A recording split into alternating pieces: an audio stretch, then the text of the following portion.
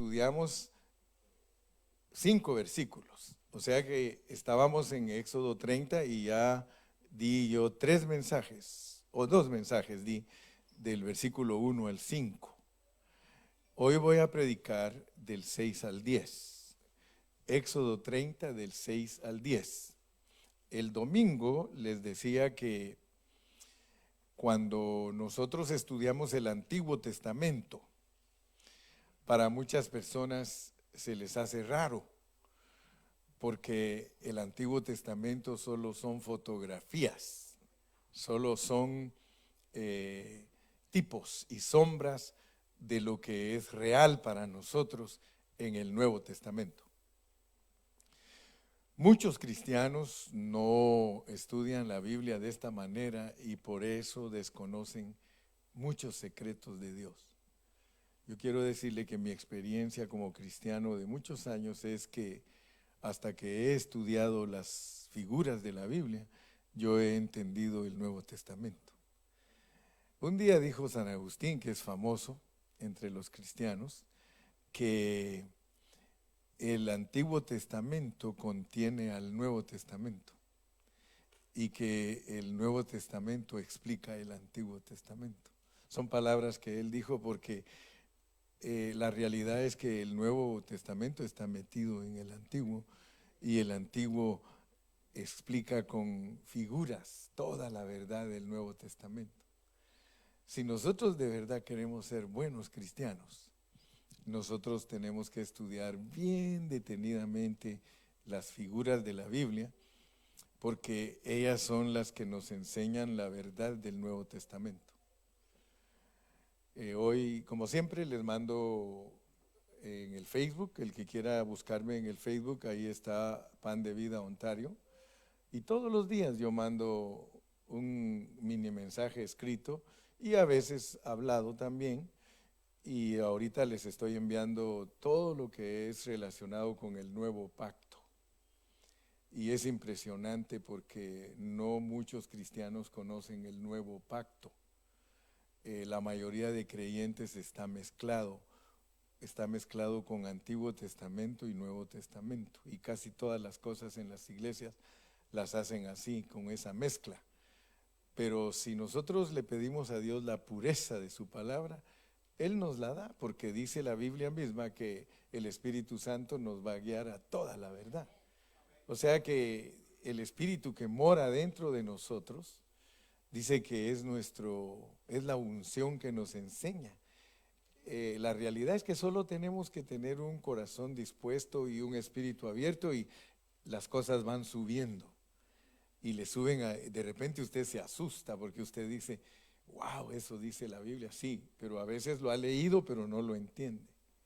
Pero a medida que somos sinceros con Dios y con un espíritu abierto y un corazón dispuesto, el Señor nos va revelando. Yo creí que con todo lo que iba hablando ya iba a estar ahí el 36, pero todavía está calentando la máquina.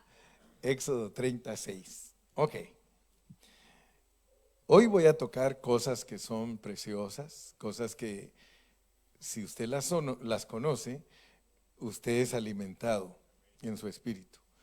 Dice Éxodo 36, y lo pondrás delante del velo que está junto al arca del testimonio, delante del propiciatorio que está sobre el testimonio, donde me encontraré contigo. Bueno, no me lo cambien todavía, porque para que todos captemos, les voy a recordar que la palabra de Dios está escrita en base al tabernáculo.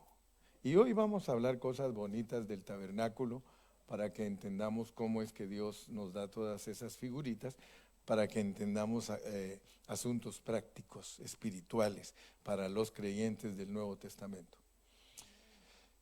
Les dije en los últimos mensajes, porque también me gusta refrescar por los que no han venido y refrescan la palabra, la onda, como decimos. Les dije que hay algo peculiar, porque como estamos en el altar de oro, ahorita estamos estudiando el altar de oro. El altar de bronce está en el atrio, y siempre digo así porque este edificio es rectangular, así como está el el tabernáculo en la Biblia, un rectángulo. Y ustedes saben que ese tabernáculo tiene atrio, tiene lugar santo y lugar santísimo. O sea que casi todos los edificios son así. Miren, por ejemplo, allá donde entramos hay un como lobby ahí chiquitito, ahí sería el atrio. Luego pasamos a este lugar donde todos nos sentamos y sería el lugar santo. Y luego aquí arriba le llaman el lugar santísimo, tanto que los pastores que son legalistas lo agarran en serio y creen que allí es bien santo y que el que se para ahí es inmaculado. O sea, vamos a verlo cómo lo ve la tradición, porque muchos pastores así lo ven. Yo conocí iglesias en donde hasta tienen una baranda y hay candado para que ninguno se vaya a meter ahí, porque es tan... O sea, debemos tener cuidado porque la religión nos lleva siempre a idolatría y podemos resultar idolatrando el lugar de reunión en vez de entender que la iglesia somos nosotros. Y que este edificio, ya cuando nos vamos nosotros, de seguro que han de salir hasta cucarachas aquí. Pero la realidad es que la iglesia somos nosotros. Amén. Y cuando los cristianos tenemos claros los pensamientos y los conceptos bien correctos, nadie nos puede engañar. Y tenemos bien claro lo que Dios nos ha dado y podemos explicarlo con Biblia. Entonces estamos hablando del altar de oro. Pero les dije el día domingo que quiero que ustedes noten algo porque es muy importante notarlo. Cuando nos hablan en el Antiguo Testamento del altar de oro, lo ponen aquí, mire, aquí en este centro. Aquí había un velo, que ya todos los cristianos que conocemos un poquito la Biblia, sabemos que ese velo se rasgó y que ya ahora se puede entrar al lugar santísimo, pero tenemos que explicar todo lo que significa todo eso. Pero quiero recordarles que en el Antiguo Testamento aparece el altar de oro aquí, pero en el Nuevo Testamento aparece aquí adentro. O sea que el altar está aquí, enfrente del arca, porque el arca está aquí y en el Nuevo Testamento aparece el altar aquí. Entonces les expliqué que muchos escritores, muchos estudiosos de la Biblia dicen, porque como son las lenguas malas, dicen. Ellos dicen que hay error en la interpretación, porque dicen que cómo va a ser que aparezca allí y aparezca aquí. Pero como nosotros hemos estudiado la Biblia por tantos años y nos hemos dado cuenta que cuando Dios quiere enseñarnos algo, hasta nos aparecen las cosas repetidas muchas veces y en diferente posición. Ustedes van a encontrar en la Biblia que dice, y fulano que era hijo de Sutano, y de repente en otro versículo dice que era hijo de otro, y al estudiar era el mismo, solo que tenía otro nombre. Y así sucede con el altar de oro. Entonces nosotros, como ya entendimos lo que es el altar de oro es tipo de Cristo. O sea que en la Biblia todo es Cristo, todo. Por eso es que nosotros nos llamamos cristianos. Nosotros entendemos que la puerta es Cristo, que la roca es Cristo, que el altar de bronce es Cristo, que la mesa del pan es Cristo, que el pan es Cristo, que el altar es Cristo. Así que no nos podemos confundir. Si estudiamos la Biblia no nos confundimos. Solo la Iglesia Católica es la que se vaciló a todos diciéndoles que no iban a entender la Biblia. Pero todo cristiano que tiene el Espíritu Santo entiende la Biblia. De hecho, cuando ya Martín Lutero se rebeló, todos los cristianos empezaron a leer la Biblia y todos empezaron a entenderla. Al grado que ahora nosotros entendemos mucho que ni siquiera sabíamos. Entonces, si aplicamos esa verdad que el altar de oro está en el lugar santo, es bonito porque entonces usted entiende que todo lo que hacían las personas del Antiguo Testamento, todo lo hacían en el alma, porque el atrio es el cuerpo, el lugar santo es el alma y el lugar santísimo es el espíritu. Y eso cualquier profesor de la Biblia lo enseña así. O sea que no estoy inventando nada, ni estoy tratando de impresionar, sino que atrio es el cuerpo de la persona, el lugar santo es el alma de la persona y el lugar santísimo es el espíritu. Por eso es de que en nuestro espíritu vive Dios. Se recuerdan que donde estaba el arca, ahí venía la presencia de Dios, porque es en nuestro espíritu. Cuando usted recibió a Cristo, Cristo entró en su espíritu. Y lo dice primero de Corintios 6:17, porque el que se une al Señor, un espíritu es con él. Amén. Entonces notemos pues que estamos hablando de estas verdades porque tenemos que continuar hablando del altar de oro y tenemos que entender todas sus características para saber qué significan para nosotros, porque es Cristo en nosotros. Amén. Ok, entonces en el lugar santo que representa el alma, todos los hijos de Dios del Antiguo Testamento hacían las cosas en el alma. Y por eso los salmistas: bendice alma mía a Jehová, mi alma tiene sed, mi alma. O sea, ellos se movían en el alma, pero de vez en cuando venía Dios a visitarlos y les entraba en su espíritu y hacían proezas y hacían cosas grandiosas. Ustedes saben que a los reyes, a los profetas, así dice el Antiguo Testamento, que el espíritu venía sobre ellos, pero luego se iba. Sin embargo, a nosotros es diferente. La gente del Nuevo Testamento es diferente. A nosotros nos pone el altar de oro aquí en el lugar santísimo, porque la Biblia declara que nosotros, los cristianos del Nuevo Testamento, tenemos a Cristo, tenemos a Dios en nuestro espíritu y que nunca se va a ir. Ay, solo la hermana Meli dijo amén. Y que nunca se va a ir. Bueno, ya se animaron otros 20. Y que nunca se va a ir. O sea que el Espíritu de Dios estará con, dice: no te dejaré ni te desampararé. He aquí que yo estoy con vosotros todos los días hasta el fin del mundo. Crea, hermano, estoy predicando la Biblia. Y algunos dicen: no, es que sí te puede dejar el Espíritu. No hay ni un versículo que diga que el Espíritu Santo se puede ir de un cristiano una vez llegó. ¿Sabe por qué? Porque entonces Dios sería mentiroso. Lo que sí te puede pasar es que se te contriste. Ahí es otro rollo y eso te tengo que explicar lo que es tener el espíritu contristado. Pero entonces, al hablar del altar del incienso, porque resulta que ese altar es Cristo y Cristo es el incienso. O sea que no nos perdemos, como te dije, al estudiar la Biblia, porque Cristo es todo. Cristo es todo. Muchos no entienden la Biblia porque no le dan la honra y la gloria a Cristo. Pero una vez tú honres a Cristo, si tú encuentras que en el Antiguo Testamento hay un clavito, ese clavito es Cristo. Si encuentras que hay un hilo de grana, es Cristo. Y si dice que lo va a hacer trenza, es Cristo con su poder y reforzado. Aleluya, gloria a Dios. Entonces, lo pondrás delante del velo que está junto al arca del testimonio. Delante del velo que está junto al arca del testimonio, delante del propiciatorio, para hacer énfasis. Mire, el Espíritu Santo siempre hace énfasis en su palabra para que no nos confundamos. Está hablando de que iba a ser puesto aquí.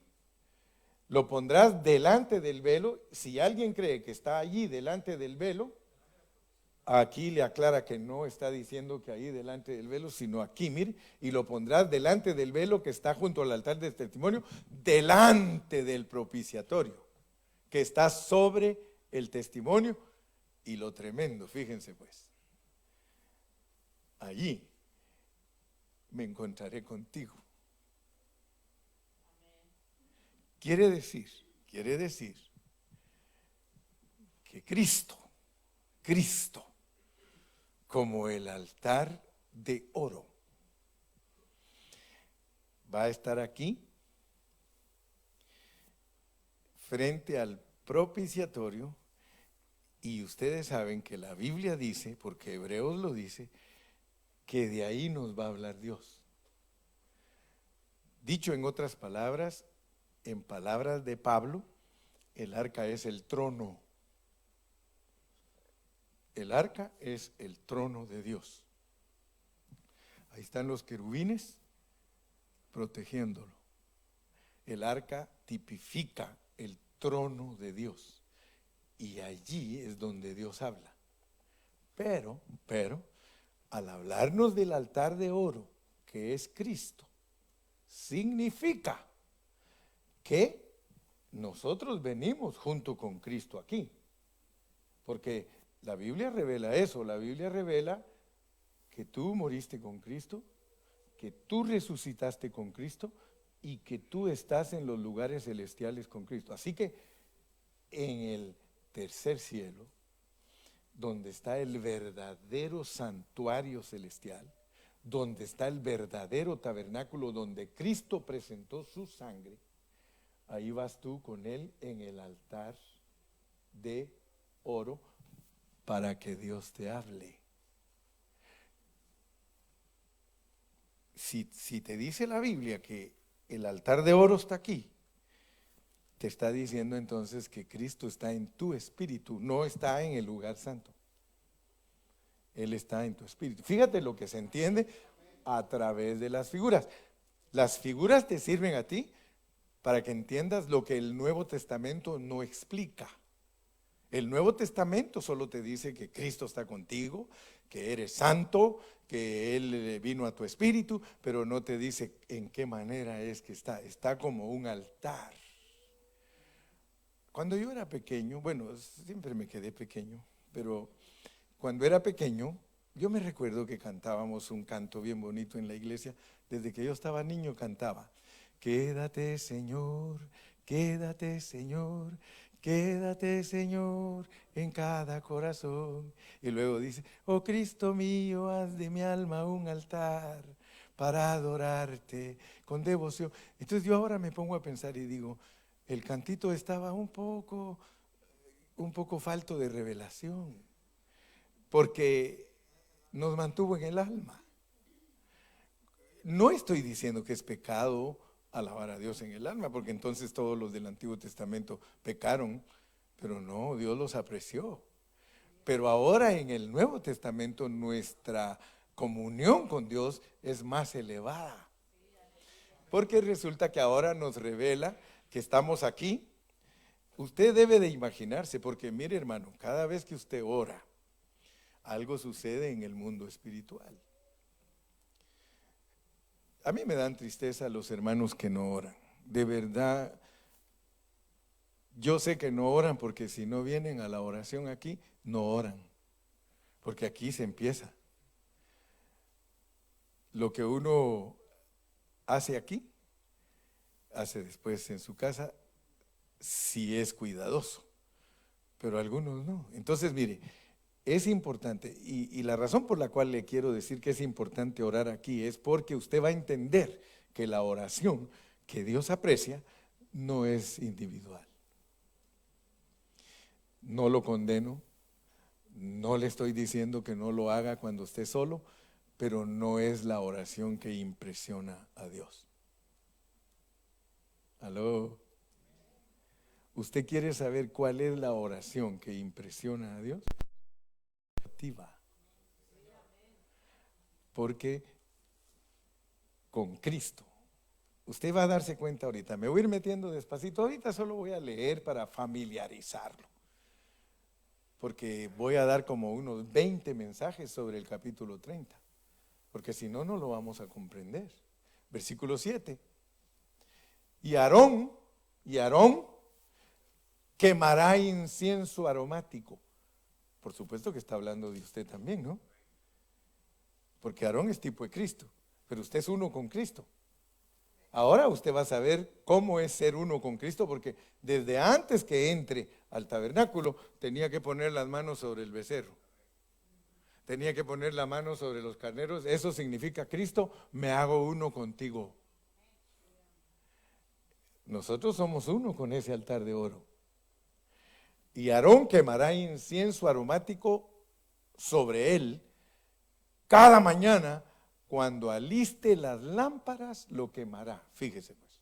Y Aarón quemará incienso aromático sobre él. Cada mañana cuando aliste las lámparas, lo quemará. Significa que nosotros, tomando el lugar de Aarón, tenemos que quemar incienso. ¿Qué es incienso? Es la oración. Pero vamos a leer dentro de un ratito cómo funciona ese asunto. Versículo 8. Y cuando Aarón encienda las lámparas al anochecer, quemará el incienso, rito perpetuo delante de Jehová por vuestras generaciones. Quiere decir que Pablo dice orar sin cesar.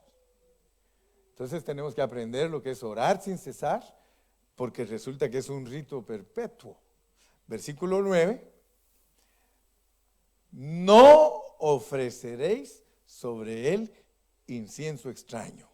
Hermanos, pongan atención, porque yo les voy a explicar lo que es presentar incienso extraño en nuestras reuniones. ¿Ok? Yo se lo voy a explicar. Ni holocausto, ni ofrenda, ni tampoco derramaréis sobre él libación. No ofreceréis sobre el incienso no ofreceréis sobre él incienso extraño, ni holocausto, ni ofrenda, ni tampoco derramaréis sobre él libación. Verso 10. Y sobre sus cuernos, porque ese altar tiene 4 cuernos, es el poder de Cristo en los 4 puntos cardinales. Sobre sus cuernos hará Aarón expiación una vez en el año con la sangre del sacrificio por el pecado para expiación. Una vez en el año hará expiación sobre él por vuestras generaciones, será muy santo a Jehová. Yo sé que hay un montón de citas bíblicas, pero la carga que yo tengo, hermanos, como pastor, es concerniente al incienso. Y como eso es nuevo para muchos de ustedes, para muchos cristianos, es algo nuevo hablarles del incienso. Pero quiero decirles que allí en el altar de oro había que quemar incienso. Y ese altar era el centro del tabernáculo. No estaba afuera del tabernáculo, no estaba en el atrio del tabernáculo, estaba adentro. Ya vimos que estaba en el lugar santo y en el lugar santísimo. Ahora, yo quiero que por favor ustedes abran su entendimiento para que Dios les revele, porque muchos cristianos oyen mensajes, pero Dios no les revela, porque no abren bien su entendimiento. Para entender lo que el hermano Carrillo está predicando, usted debe de saber qué representa el tabernáculo. ¿Qué representa el tabernáculo? ¿Por qué Dios tuvo que revelar el tabernáculo? ¿Por qué al pueblo de Israel le mandó a hacer esa tienda? ¿Por qué le mandó a hacer ese edificio? Usted tiene que saberlo porque usted quiere que Dios le hable, ¿sí o no? Ok. Vamos a ir a Juan. Juan 1:14. Fíjense, Juan 1:14. Nosotros como cristianos, cuando leemos Juan 1:14 debemos entender algo. Y aquel verbo fue hecho carne. O sea que está hablando de el Señor Jesucristo como el hablar divino, el verbo. Cuando la Biblia habla del verbo, está hablando de el hablar. Cristo es el hablar de Dios. Él es el verbo. Y dice que ese hablar tomó cuerpo. Y esa palabra yo quiero que ustedes la investiguen, y ya la he predicado 1000 veces, con hoy es 1001. Esa palabra habitó, ¿dónde está Iván que habló? Ya dijo, tabernaculizó. Tabernaculizó. Usted debe de saber que Cristo tabernaculizó en esta tierra. Es decir, Él era un templo. Él mismo dijo, destruid, ¿qué? Ok. Gracias a Dios que hablo con gente entendida, que por lo menos ha leído la Biblia de vez en cuando. No que me burle de usted, pero yo quiero que usted siempre lea su Biblia. Mire, y aquel verbo tabernaculizó entre nosotros y vimos su gloria, gloria como del unigénito del Padre, lleno de gracia y de verdad y de realidad. Ok, entonces yo quiero que usted se meta en su mente que el tabernáculo sirve para entender que Dios es hombre. El tabernáculo sirve para entender que Dios se hizo hombre. Wow. Entonces yo quiero que veas lo que Dios te quiere revelar.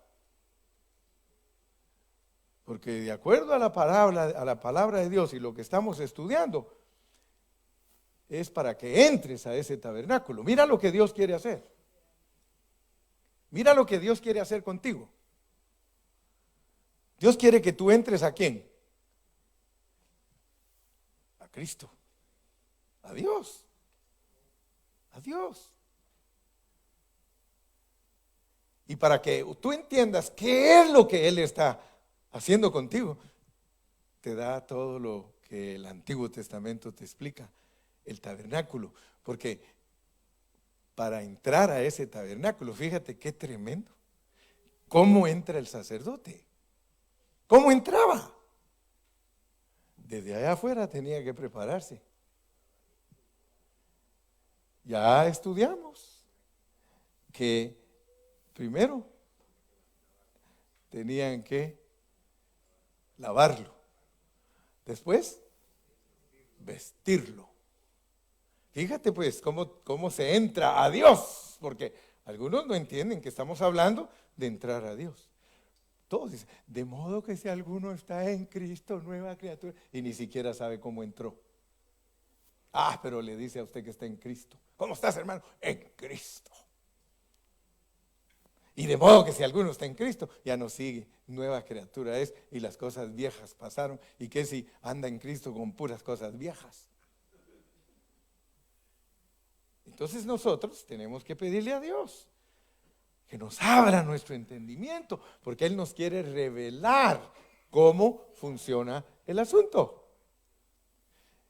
Y aquel verbo se hizo carne y habitó entre nosotros, pero resulta que la encarnación de Dios, y ahora ustedes van a entender por qué los apóstoles hablaban como hablaban. Quieren que veamos cómo hablaba Juan en sus epístolas, en sus cartas. Podemos irlo a ver cómo hablaba él. Si quieren vamos a Primera de Juan. Allí en Primera de Juan tenemos algo para aprender. Vamos a Primera de Juan 1 y ustedes ahora van a entender qué pasó con lo que Dios nos quiere revelar a través de Cristo. Miren pues, lo que era desde el principio. ¿Qué era desde el principio? En el principio era el verbo y el verbo era con Dios. Lo que hemos oído, lo que hemos visto con nuestros ojos, lo que hemos contemplado y palparon nuestras manos tocante al verbo de vida. Fíjese cómo se expresa Juan en Primera de Juan. Nos dice, miren, el tabernáculo, porque Cristo es el que era desde el principio y que se encarnó. El tabernáculo ahora está disponible. Nosotros lo vimos con nuestros ojos, vimos el tabernáculo, lo contemplamos, es más, hasta lo palpamos. Mire lo que está hablando Juan, hermano. Juan dice, ustedes me han leído, en el principio era el verbo y el verbo era con Dios y el verbo era Dios. Y aquel verbo se hizo tabernáculo. Pues miren, ese tabernáculo se volvió algo que se puede entrar en él. Porque nosotros ya lo vimos, el Dios que era invisible a través de la persona de Jesucristo se hace visible, tocable, palpable.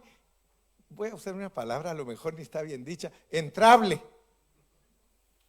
Así que Dios se volvió entrable, hermano. Oh, gloria a Dios, mire. Esta es la manera de estudiar la Biblia si usted quiere saber lo que Cristo está haciendo con usted. Gloria a Dios. Entonces, mi carga, vuelvo a repetirle, es que usted entienda a Dios encarnado, porque Dios encarnado es un tabernáculo. Por eso hizo el tabernáculo. Porque Él sabía que se iba a encarnar.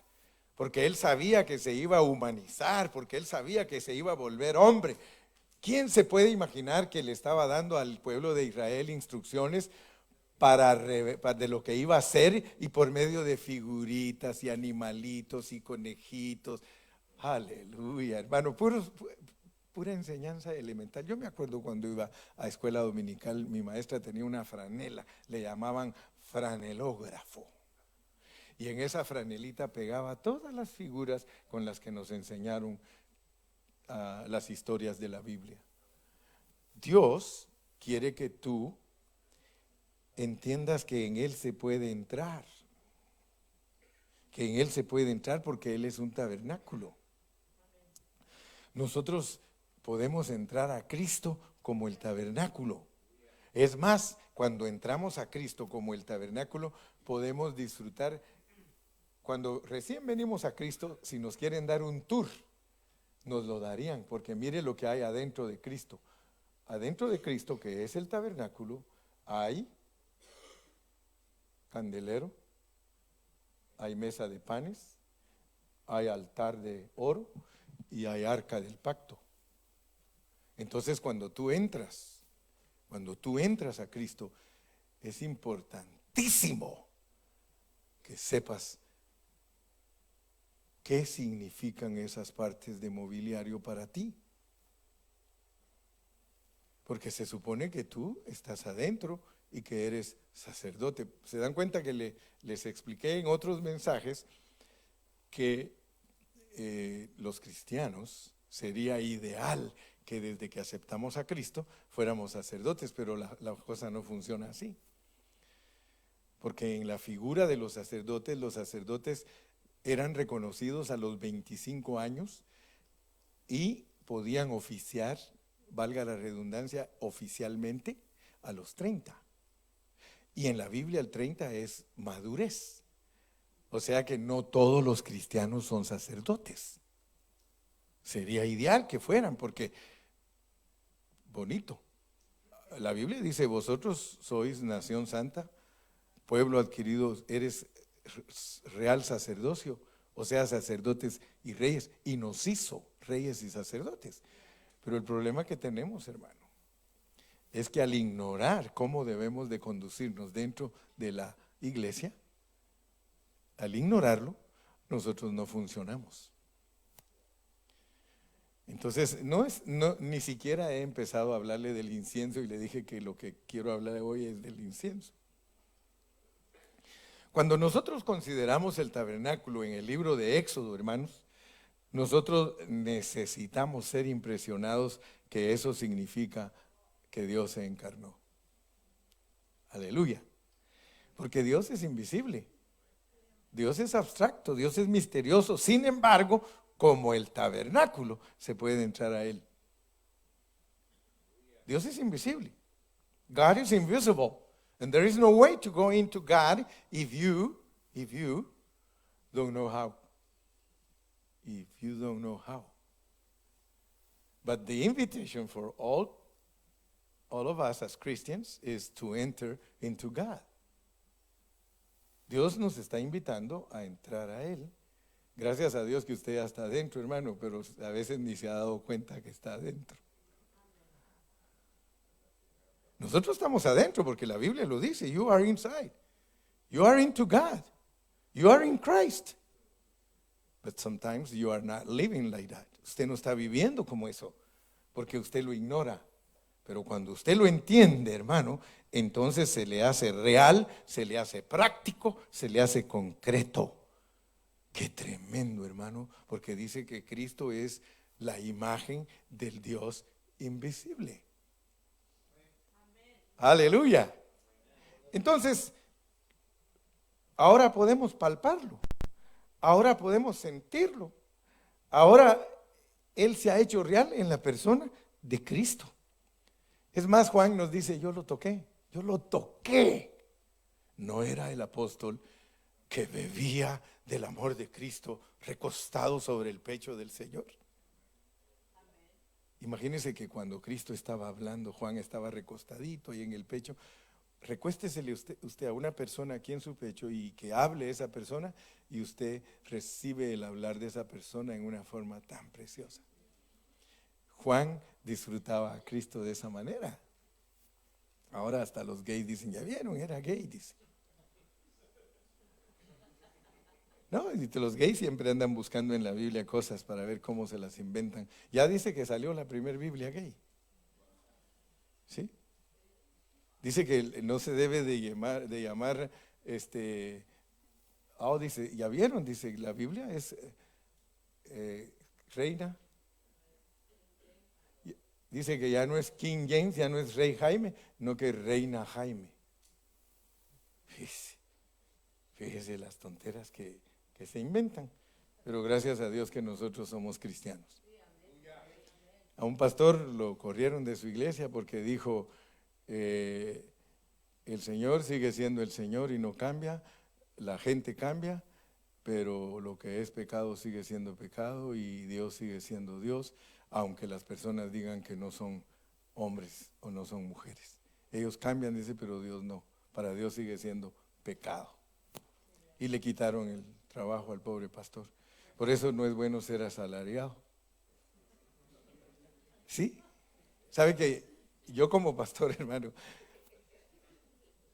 los que me conocen a mí, yo tengo 38 años pastoreando y siempre oro por las personas que van a reunirse con nosotros, siempre. Hermana Margarita debe saber, yo oro y le digo, Señor, si tú la quieres a ella aquí, ella se va a sentir bien. Pero si tú no la quieres aquí, ella se va a sentir mal. Y yo no quiero tener la iglesia más grande de la ciudad, sino quiero tener a los mejores cristianos de la ciudad. Para que cuando Dios nos juzgue, no nos diga, malos obreros. Cuando Dios nos juzgue, buenos obreros. ¿Sí? Yo les he dicho a los hermanos, nunca vayan a perder la visión del hermano Carrillo de no manipular el crecimiento de la iglesia, porque uno lo puede manipular. Yo puedo hacer cosas para que esta iglesia se llene, créamelo, tengo la capacidad, pero no voy a hacerlo, porque yo quiero honrar a Dios. Si nosotros queremos que una congregación crezca, hermano, como dijo aquel, solo tienes que tener dinero, un buen edificio e invitar buenos habladores, aunque tú no seas. Se les paga a los buenos habladores y esos llenan el lugar y uno solo se vuelve administrador. Y vamos a enriquecernos. Pero Dios no quiere eso. Dios quiere su pueblo santo, su pueblo redimido, su pueblo que esté consciente, hermano. Ok, entonces, entendimos que el tabernáculo es Dios encarnado. Pero hay un asunto que tenemos que considerar, que no se puede entrar con las manos vacías. Todo el que quiera entrar a Cristo tiene que pasar por el atrio.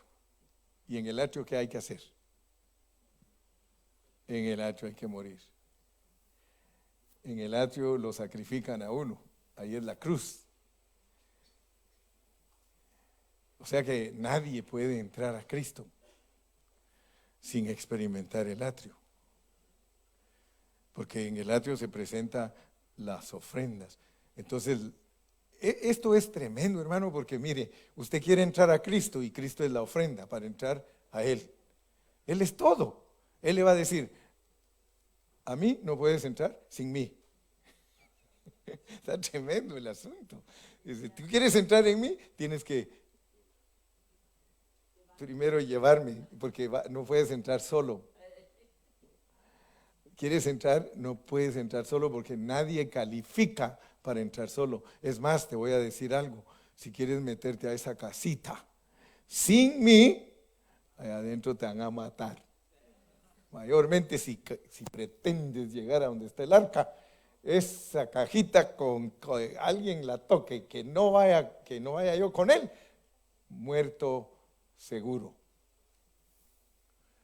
Entonces, hermano, está consciente, pues, porque estás sentado ahí escuchando la palabra. Estás en Cristo. No se te olvide. Ahí el hermano dice: yo te abrazo, mi Cristo. No, aquí adentro lo llevas. ¿Sí? Aquí adentro. Acuérdate, pues, que estás en Cristo y que al estar en Cristo no entraste en Él solo, porque no se puede. Él fue tu ofrenda por el pecado. Él en el altar de bronce te dice: esta es la cruz, yo morí por ti. Por eso, cree en mí, cree en mi sangre, cree en mi muerte y métete. El que habita al abrigo del Altísimo morará bajo la sombra del Omnipotente. Gloria a Dios, hermano.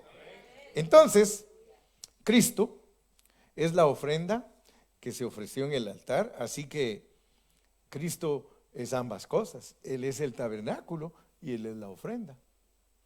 Nunca se te olvide que Él te dice: puedes entrar a mí, pero no puedes entrar sin mí. Aleluya. Entonces, sin ofrenda no se puede entrar a Dios. A ver si ahora entiende este versículo que vamos a leer, Juan 14:6. Yo sé que usted lo ha leído, pero mire cómo esos versículos cobran vida en nosotros cuando nosotros tenemos entendimiento de lo que Dios nos está diciendo. Jesús les dijo: yo soy el camino y la verdad y la vida. Nadie, si estuviéramos en el rancho, dice Naiden y Naiden. Y Naiden viene al Padre. ¿A dónde te quiere meter Cristo? Al Padre. Al Padre. Jesús le dijo: yo soy el camino y la verdad y la vida, y nadie viene al Padre sino por mí. Fíjese que este versículo, la mayoría de los cristianos creen que significa ir al cielo. Y por eso muchos cristianos solo piensan en ir al cielo. Y ese versículo no dice que va al cielo, dice al Padre. Al Padre. Tú tienes que renovar tu mente. ¿Qué es ir al Padre? ¿Qué es ir al Padre, hermano? ¿No dice que aquí se va a encontrar con nosotros? ¿Qué es ir al Padre? Por interpretar mal este capítulo, muchos creen que tienen una casita en el cielo. Por interpretar mal esto. Fíjese pues, vamos a hablar bien claro. Regrese al versículo 1. Mire cómo habla Jesús en este capítulo. Si no, usted tampoco va a entender y va a decir: oye al hermano Carrillo y tampoco entendí. No se turbe vuestro corazón. ¿Creéis en Dios? Está hablando Jesús. Dice: ¿ustedes creen en Dios? De seguro que han de haber pensado: sí, entonces créanme a mí también. ¿Por qué? Porque dice, él mismo va a enseñar qué quiere decir ir al Padre. Mire, verso 2. En la casa de mi Padre. Fíjese lo que es interpretar mal. En la casa de mi Padre muchas moradas hay. Entonces vinieron los antiguos y dijeron: en el cielo hay casitas para irnos a vivir. No. Está hablando en parábola. Él solo en parábola hablaba. Él dice: En la casa de mi Padre muchas moradas hay. Fíjese lo que está tratando de decirnos. Pero al ser descuidados en la interpretación, mandamos a la gente al cielo y le decimos que le está haciendo, el Señor se fue a hacerle una casita y que cuando regrese de seguro ya la terminó. Fíjese. En la casa de mi Padre muchas moradas hay. ¿Cómo vamos a explicar eso? Solo cuando leemos las epístolas de Pablo. Pablo nos ayuda a entender lo que Jesús dijo. En la casa de mi Padre muchas moradas hay. Si así no fuera, yo os lo hubiera dicho. Ahora a nosotros nos traducen ahí, voy pues a preparar lugar, pero what is saying there is, okay, I'm going to prepare a place for you. ¿Sí? I'm going to prepare a place for you because in my Father's house there are many dwelling places. Okay. No dice Pablo, ¿o ignoráis que sois la morada del Espíritu? No dice Pablo, mire lo que dice, vamos a regresar a Juan 14:2, pero vayamos a Hebreos 3:6. Hebreos 3:6. Pura Biblia, hermano, porque para hablar tenemos que usar la Biblia. Si yo le voy a enseñar algo, tengo que usar mi Biblia, porque a muchos les enseñan un versículo y lo creen, y aunque no les den el contexto. Pero Cristo como hijo sobre su casa. ¿Cuál casa? ¿Quién es la casa? Entonces, ¿qué está diciendo? En la casa de mi Padre muchas moradas hay. Tú eres la morada. Tú eres la casa. Entonces no está hablando en Juan 14 de una casita para que tú pongas tu esperanza en una casita, aunque tú nunca llegues a ser la casa de Dios que Él está edificando. Porque Dios no puede estar edificando dos cosas, una iglesia aquí en la tierra y una casa para ti allá. No, Él no tiene dos edificaciones, Él tiene una edificación. Y sobre esta roca edificaré mi casa, mi iglesia. Estamos siendo edificados sobre Cristo. Regresemos al 14:2 porque ya voy a terminar, los viernes predico corto. Ya dice,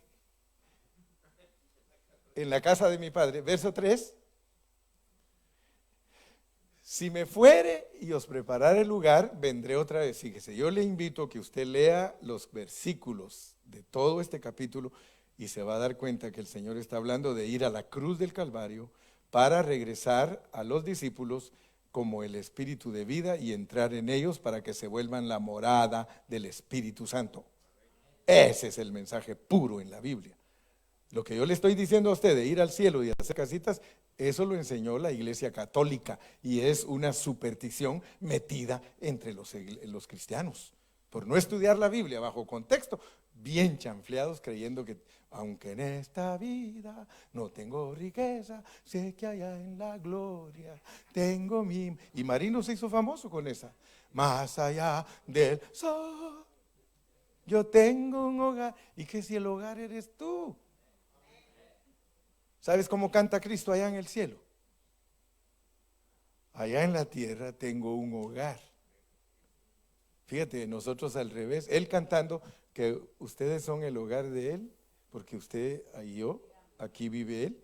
Él cantando allá en el cielo, que Él tiene un hogar y es la iglesia, y tú cantando que tienes una casita allá en el cielo. Entonces el Señor te va a decir, bueno, ¿por qué no nos ponemos de acuerdo? Porque fíjate que yo canto aquí que tengo una morada. Tú debes de cantar que tú eres mi morada. Eso sí es bíblico, que tú eres mi morada. Entonces vendré otra vez y os tomaré a mí mismo. Os tomaré a mí mismo.